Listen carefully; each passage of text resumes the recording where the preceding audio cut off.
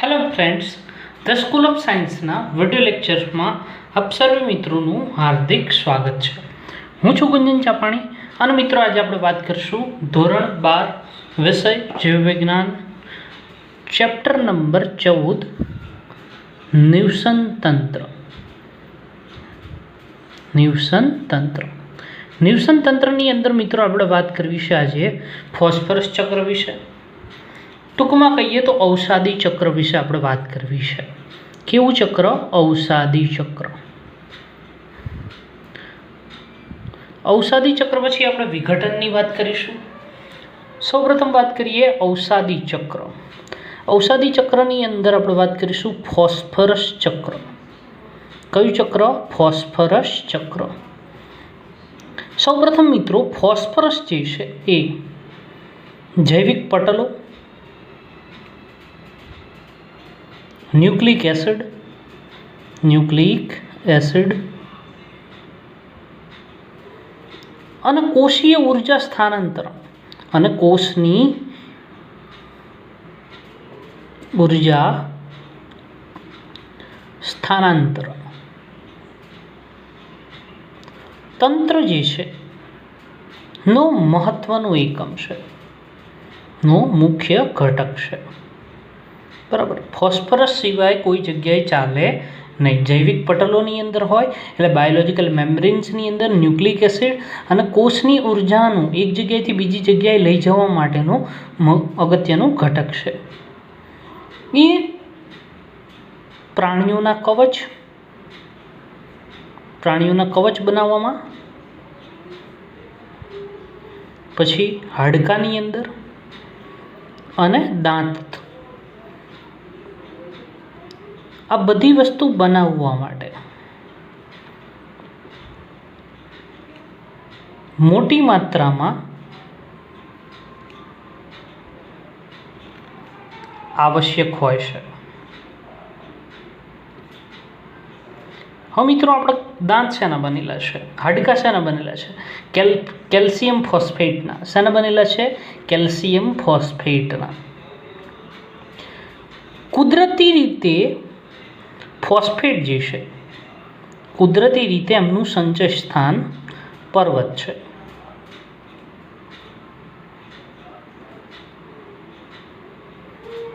બરાબર. જે ફોસ્ફેટને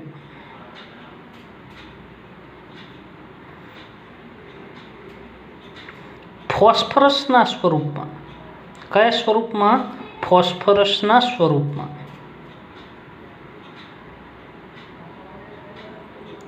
સંચિત કરે છે.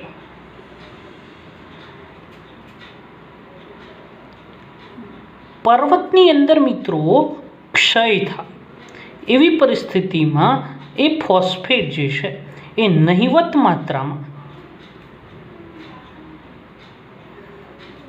ભૂમિય દ્રાવણમાં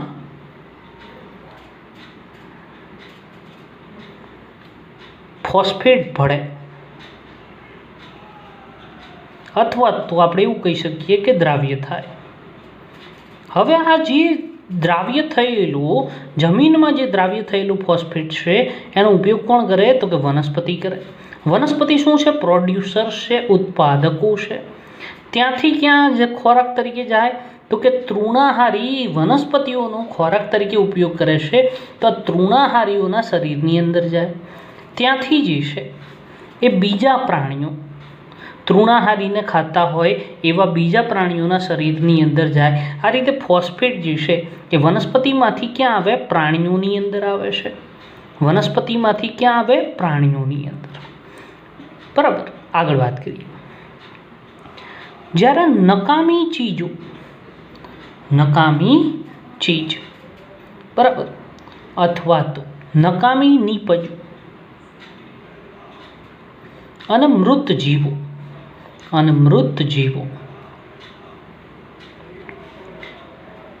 નું ફોસ્ફેટ,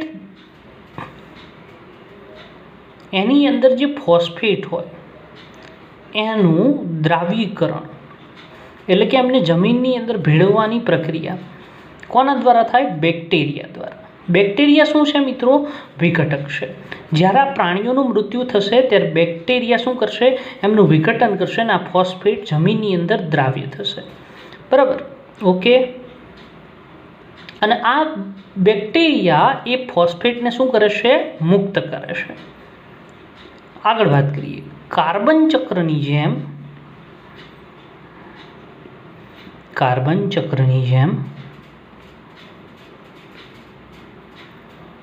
શ્વસન દ્વારા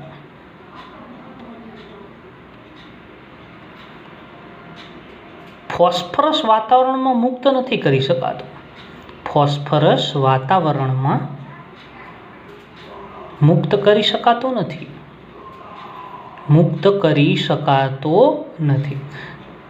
હા મિત્રો, કાર્બન ચક્રની અંદર શું થતું હતું કે જે વનસ્પતિ અને પ્રાણી એ ઉચ્છ્વાસ સ્વરૂપે CO2 જે છે બહાર કાઢતા હતા, એ ક્યાં આવતું હતું? વાતાવરણમાં આવતું હતું.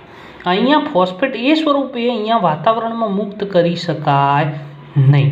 બરાબર, આગળ વાત કરીએ કે કાર્બન ચક્ર અને ફોસ્ફરસ ચક્ર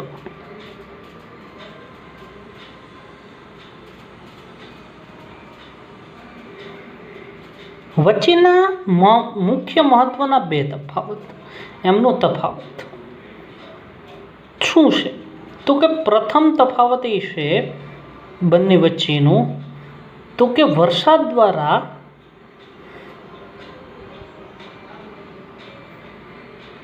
ફોસ્ફરસ વાતાવરણમાં પ્રવેશે, અંતઃપ્રવેશ પામે. બરાબર. અને એ કાર્બનના અંતઃપ્રવેશ કરતા ઓછો હોય.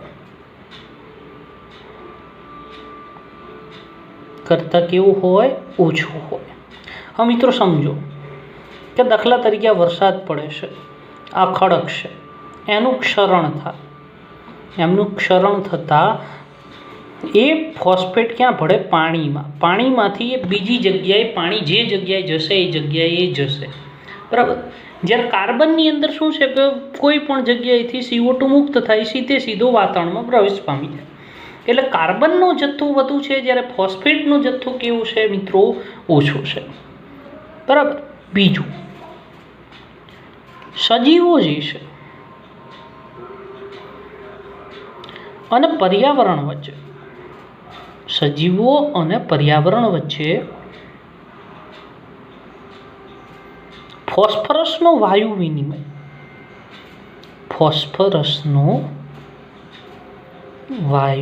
વિનિમય એકદમ નહિવત છે. કેવો છે? એકદમ નહિવત. ઓકે મિત્રો, આગળ વાત કરીએ. હા મિત્રો, આપણે વાત કરીએ આખા ચાર્ટની. કેવા નિવસન તંત્રમાં? તો સ્થળજ નિવસન તંત્ર.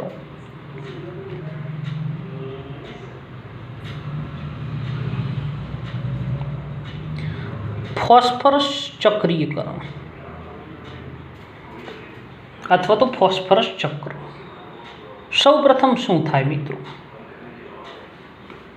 કે ઉત્પાદકો એટલે વનસ્પતિ, એમનો ખોરાક તરીકે કોણ ઉપયોગ કરે? ઉપભોક્તા.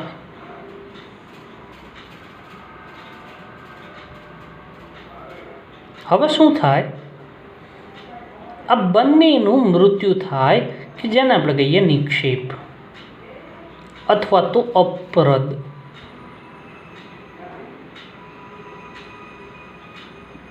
આને કહીએ આપણે કચરો પાડવો અથવા તો કચરો પડવો.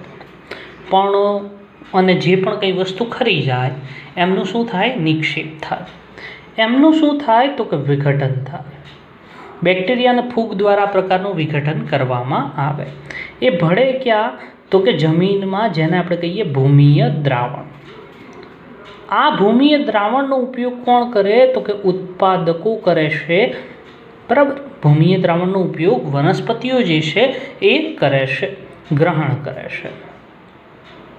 બરાબર. આ ભૂમિય દ્રાવણની અંદર ફોસ્ફરસ આવ્યો ક્યાંથી? તો કે ખડકમાંથી. બરાબર.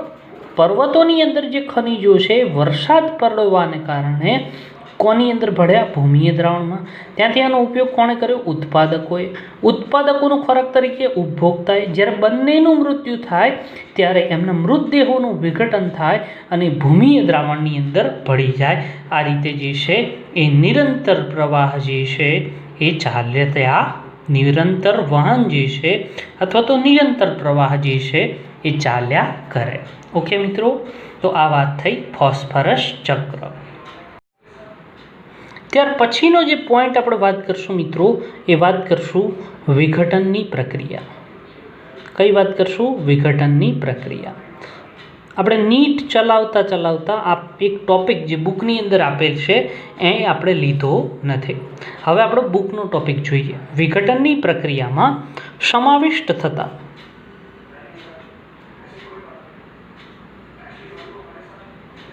વિવિધ તબક્કાઓ.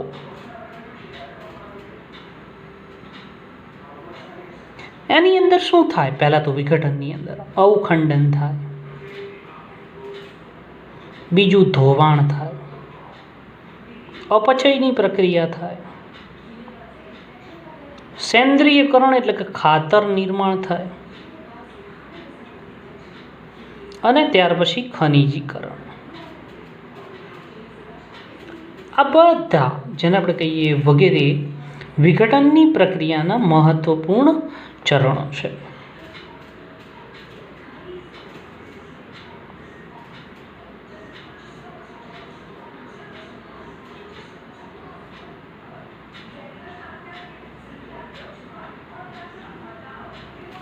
સૌપ્રથમ મિત્રો આપણે જોઈએ એક આખું ડાયાગ્રામ આપણે બનાવીએ. જમીન ઉપર ઉગેલ વૃક્ષ.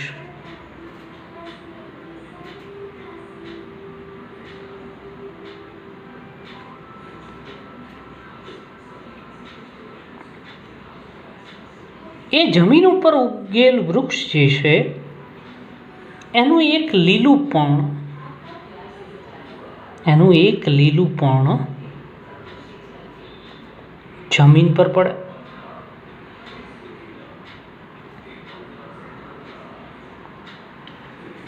એ કીટક દ્વારા ખવાય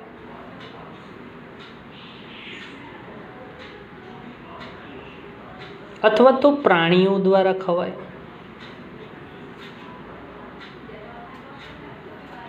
અહીંયા પોષક દ્રવ્યો, આ પર્ણની અંદર જે પોષક દ્રવ્યો હતા એ શેની અંદર પ્રવેશે?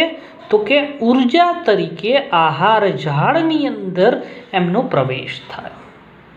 સમજ પડે છે મિત્રો? ઓકે, આગળ વાત કરીએ આપણે. તો શું થાય? હવે આગળ વાત કરીએ કે અહીંયા જે છે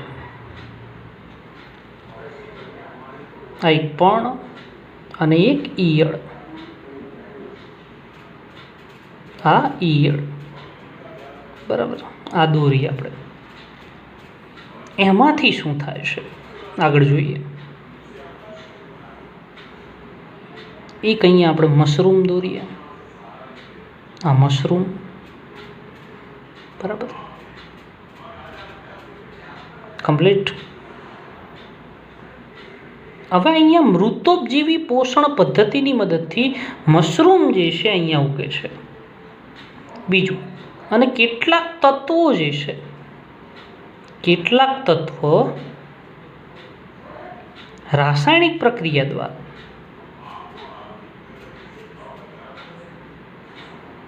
જમીનમાં ધોવાણ પામે.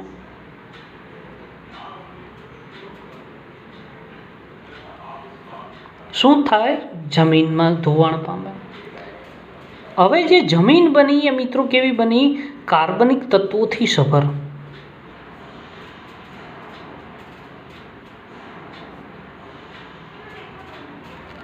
બરાબર. હવે શું થાય?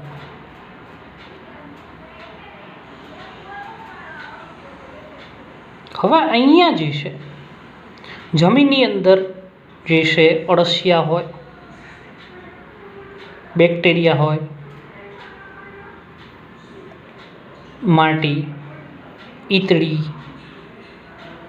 ફૂગ બધા દ્વારા શું થાય તો કે વિઘટન થાય. કમ્પ્લીટ. હવે ફૂગ અને બેક્ટેરિયા જે છે, ફૂગ અને બેક્ટેરિયા પર્ણનું આંશિક ઉપભોગ કરે. કેવું ઉપભોગ કરે? આંશિક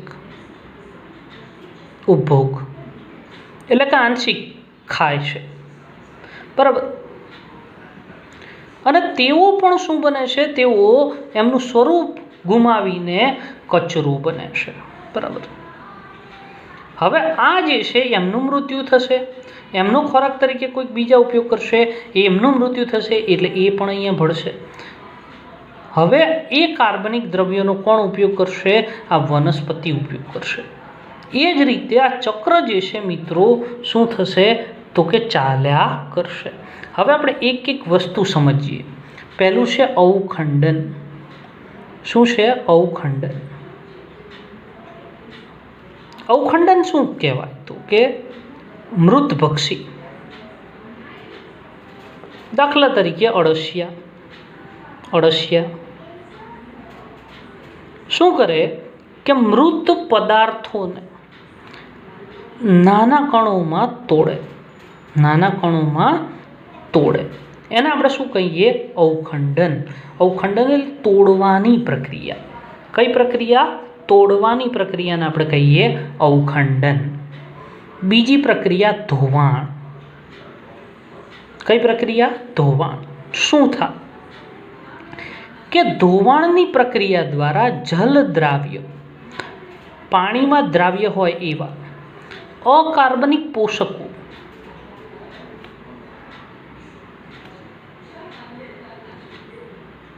જમીનમાં અથવા તો ભૂમિના સ્તરમાં પ્રવેશ પામે.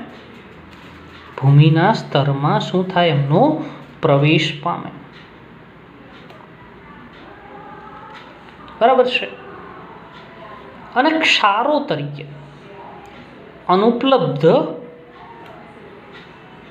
ક્ષાર તરીકે અવક્ષેપિત થાય.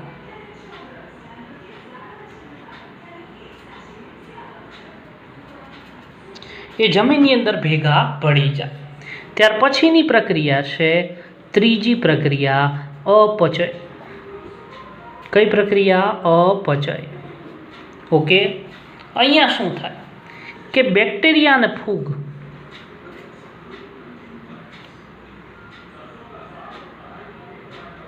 એમના જે ઉત્સેચકો જે મૃત્યુ પામેલ પદાર્થ છે એટલે કે જે મૃત અવશેષ છે, અહીંયા આપણે પર્ણ સ્વરૂપે લીધું.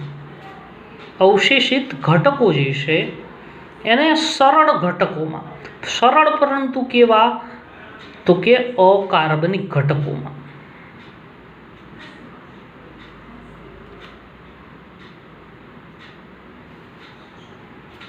વિઘટન કરે. આ વિઘટનની પ્રક્રિયાને કેવી કહેવાય? અપચય, કેટાબોલિઝમ. કેવી? અપચય અથવા તો કેટાબોલિઝમ તરીકે આપણે ઓળખીએ છીએ. ત્યાર પછીની ઘટના છે ચોથી, સેન્દ્રિયકરણ. શું છે? સેન્દ્રિયકરણ. સેન્દ્રિયકરણની અંદર શું થાય તો કે સેન્દ્રિયકરણ દ્વારા એક ગાઢ રંગના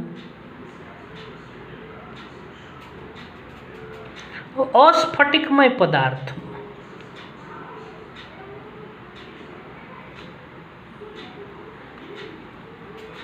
ગાઢ રંગનો અસ્ફટિકમય પદાર્થ જેને આપણે શું કહીએ? સેન્દ્ર અથવા તો ખાતર તરીકે જે છે એ આપણે ઓળખીએ છીએ. ખાતર મિત્રો તમે જોયું છે ઘાટા કલરનું હોય, બરાબર. જે શું છે કે જે સૂક્ષ્મ જીવાણુકીય ક્રિયાઓ, સૂક્ષ્મ જીવાણુકીય ક્રિયાઓ માટે પ્રતિરોધક છે, માટે ખૂબ જ પ્રતિરોધક છે. એની અંદર કોઈ પણ જીવાણુ જે છે એ થાય નહીં, બરાબર. અને વિઘટન, હવે જે વિઘટન થશે એ કેવું થશે? અતિ ધીમું.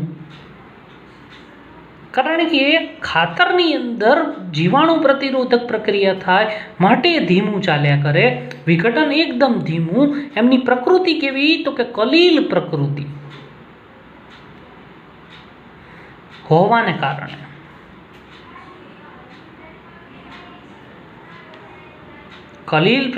હોવાને કારણે તે પોષકોના સંચય સ્થાન તરીકે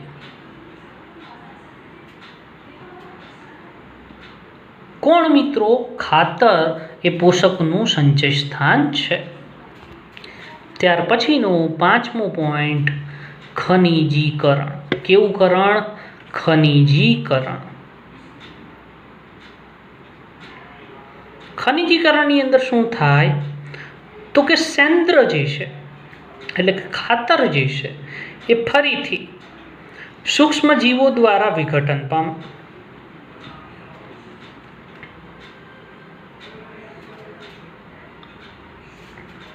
શું થાય કે અકાર્બનિક પોષકો મુક્ત કરે, ખાતર અકાર્બનિક પોષક દ્રવ્યોને મુક્ત કરે.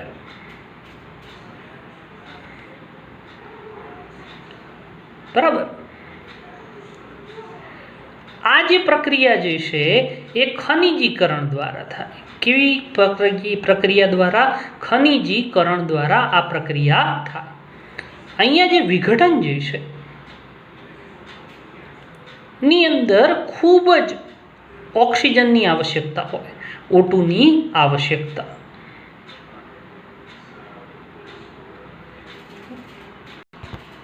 ત્યાર પછી મિત્રો વાત કરીએ તો વિઘટનનો જે દર છે, વિઘટનનો દર મૃત અવશેષીય ઘટકો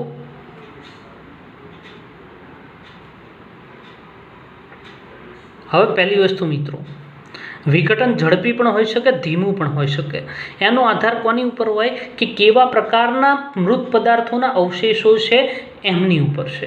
દાખલા તરીકે કોઈ સ્થૂલન ધરાવતી કોષ દિવાલ હશે તો એમનું વિઘટન થતાં જે છે મિત્રો વાર લાગશે. બરાબર. એની સામે કોઈ સરળ પદાર્થ હશે તો જલ્દીથી વિઘટન થઈ જશે. એ સિવાય વિઘટન ઉપર પર્યાવરણીય જે પરિબળ છે, જેને આપણે કહીએ પર્યાવરણીય કારક, એ પણ જે છે એ એમના દ્વારા આ નિયંત્રિત હોય છે. વધુ તાપમાન, પ્રકાશ, એમની ઉપર પણ જે છે એ વિઘટન જે છે નિયંત્રિત હોય છે. હવે આગળ વાત કરીએ કે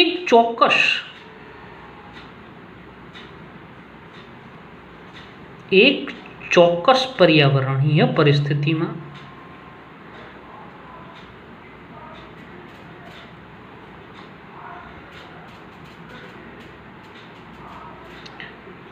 જ્યારે મૃત અવશેષીય ઘટકો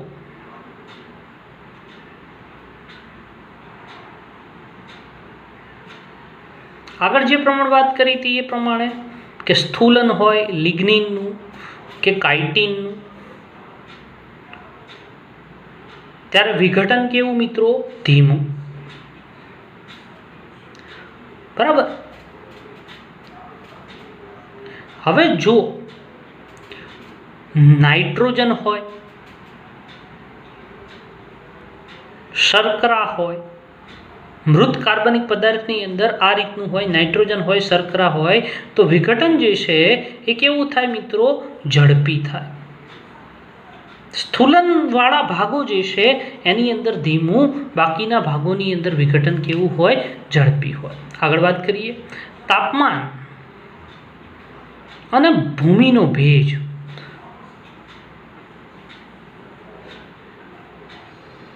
એ ખૂબ જ મહત્વના એન્વાયરમેન્ટલ ફેક્ટર છે, મહત્વના પરિબળ છે.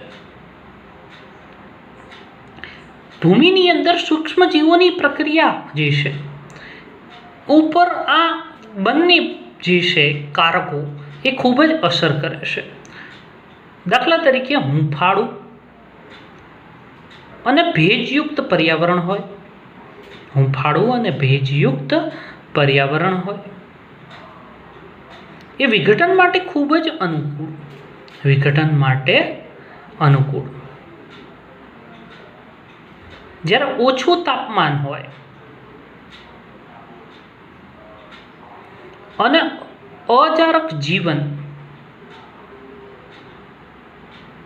એ વિઘટનને શું કરે? રોકે, વિઘટનને અવરોધે.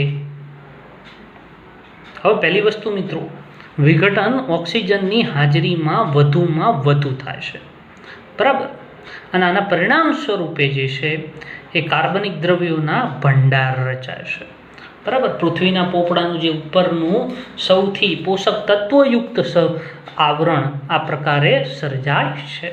તો મિત્રો, આજના વિડીયો લેક્ચર્સમાં આટલું જ. વધુ ચર્ચા આવતા નેક્સ્ટ વિડીયો લેક્ચર્સની અંદર કરીશું. થેન્ક યુ, આભાર.